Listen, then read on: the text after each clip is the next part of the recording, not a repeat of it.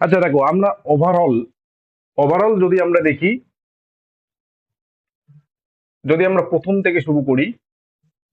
আচ্ছা, ডেকার্ত কটা দ্রব্য স্বীকার করলেন?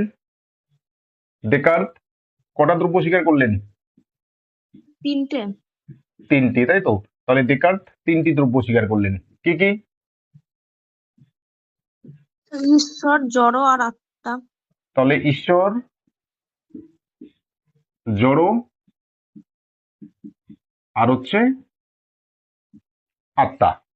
তাহলে ডেকার্ত স্বীকার করলেন তিনটি দ্রব্য: ঈশ্বর, জড় এবং হচ্ছে আত্মা, তাই তো?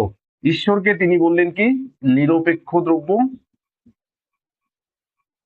আর জড় এবং আত্মাকে তিনি বললেন কি? সাপেক্ষ দ্রব্য, তাই তো? তাহলে ঈশ্বরকে তিনি বললেন নিরপেক্ষ দ্রব্য, আর জড় এবং আত্মাকে তিনি বললেন সাপেক্ষ দ্রব্য। স্পিনোজা স্পিনোজা কটা দ্রব্য স্বীকার করলেন? একটি। তাহলে স্পিনোজা স্বীকার করলেন একটি দ্রব্য। কাকে স্বীকার করলেন? ঈশ্বরকে। ঈশ্বরকে, তাই তো?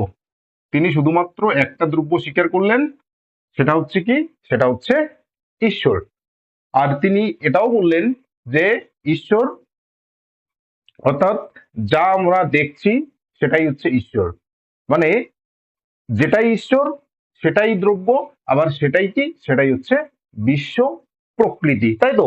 অর্থাৎ সবকিছু তিনি ঈশ্বর দেখলেন, সবকিছুই তিনি আত্মাময় দেখলেন। এর জন্য স্পিনোজাকে বলা হচ্ছে কি? সর্বেশ্বরবাদী সর্বেশ্বরবাদী দার্শনিক। আর জড় এবং আত্মাকে জড় এবং আত্মাকে আলাদা আলাদা দ্রব্য রূপে স্বীকার করার জন্য ডেকার্তকে বলা হয় কি? ডেকার্তকে বলা হচ্ছে দ্বৈতবাদী। মনে থাকবে?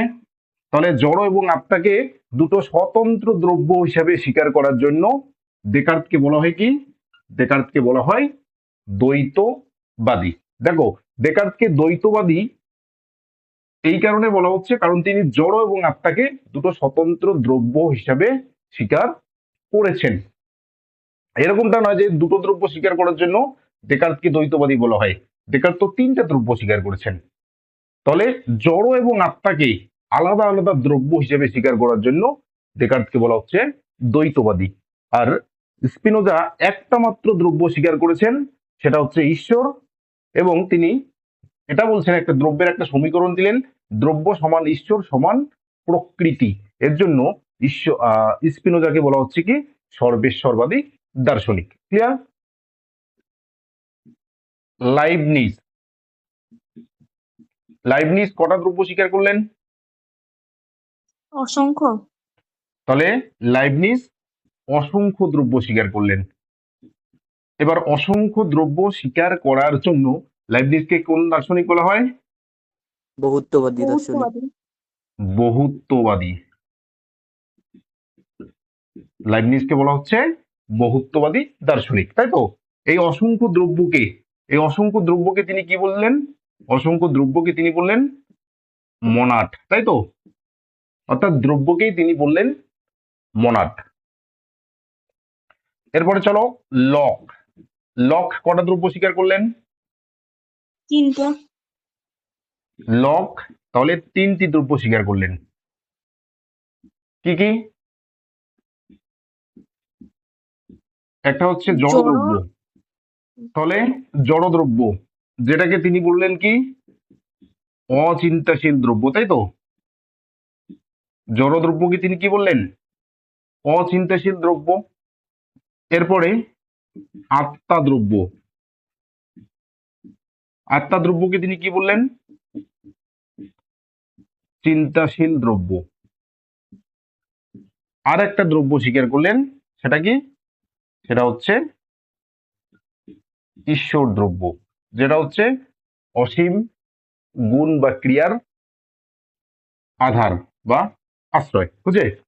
আচ্ছা, বার্কেলে কটা দ্রব্য স্বীকার করলেন? দুটো। তাহলে বার্কেলে দুটি দ্রব্য স্বীকার করলেন। কি কি? আত্মার ঈশ্বর। একটা হচ্ছে জীবাত্মা, আর একটা হচ্ছে কি পরমাত্মা। তাহলে একটা হচ্ছে জীবাত্মা আর একটা হচ্ছে পরমাত্মা। এই পরমাত্মার দ্রব্যটাকেই তিনি বললেন কি ঈশ্বর। পরমাত্মার দ্রব্যকে তিনি কি বললেন ঈশ্বর। আচ্ছা, হিউম কটা দ্রব্য স্বীকার করলেন? হিউম কটা দ্রব্য স্বীকার করলেন? হুম, হিউম একটাও দ্রব্য স্বীকার করেননি।